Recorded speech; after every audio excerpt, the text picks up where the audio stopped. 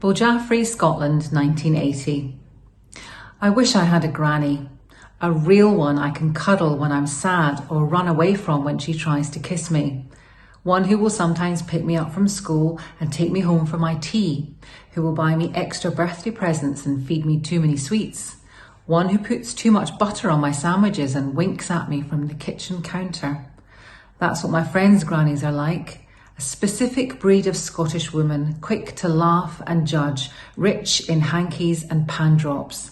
A daunting army of cardigans and handbags, always in the hairdressers or the bingo. I have two grandmothers, but see them rarely. They live thousands of miles away in a magical land of smoke and dust and marigolds. My father's mother, my daddy ummy, decided on our names, issuing them over crackly phone lines from Lahore. My mother's mother is my Nanu Jan. She lives with my Aunt Samina in Lahore, but I cannot recall either of their faces. I keep secret from my parents the treacherous thought that the nearest I have to a grandmother is Helen, whom I see every day, who has looked after me from birth, who wears a cardigan and looks like a proper Scottish granny. On the day I forget my PE kit, I see her at the school fence waving at me with my little gym bag. I run to her, my face open and happy with a wide grin. Thanks, Lely.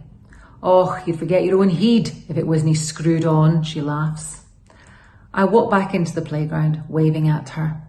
Who's that lady? Ask my friends. I look over at her. She is still standing there, smiling in the sun, with kindness on her face, sweeping back little bits of hair that are blowing into her eyes.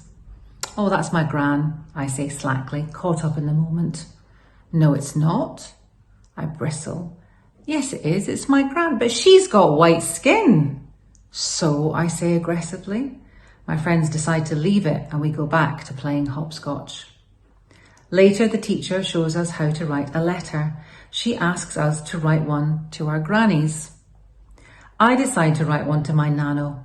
I have met her in Pakistan, but all I can remember is her crinkly eyes, her soft voice and low laugh on the end of a phone line. I know nothing about her life. I can't even speak the same language, so I opt to write a letter like everyone else. No one will ever know that the two don't match up. Dear Gran, how are you? I'm sorry to hear that you broke your ankle. I will bring you some chocolate limes because I know they are your favourites. Can you still go bowling? It sounds lots of fun. I like pancakes the best with stork on them, do you? They are yummy. What are you watching on TV? Oh, well, I must be going now. I'll come and see you soon. Love, Aasmah. I sit back and contemplate my work, wondering if it will be good enough to be put up on the wall. But to my horror, the teacher says that we are to take them home in the envelopes and get the addresses from our parents because we are going to post them tomorrow. My face falls. I now have a made-up letter to a granny who doesn't exist, who certainly doesn't live in Glasgow or like chocolate limes. All day and evening, the letter burns a hole in my school bag. I am too embarrassed to admit to my mum that I haven't written a letter to my real grandmother. The next day, the teacher tells us all to put our envelopes on the table and she will bring us a stamp each.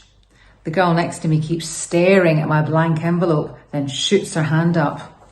Yes, Wendy? Aasmah hasn't written her granny's address, miss. I glare at her. Aasmah, hurry up, please. We're going to post them. I look at her. I don't know my granny's address, and I'm pretty sure that a 14-pence stamp won't be enough for a letter to Pakistan. My mum has special thin blue folded letters that she fills with her distinctive writing and posts to her family in places with names like Lahore, Gujranwala, Rawalpindi and Karachi. The teacher is still looking at me expectantly. Other kids have spun round in their chairs to gawp. So I pick up my pencil and write what I hope is a fictitious address in Glasgow.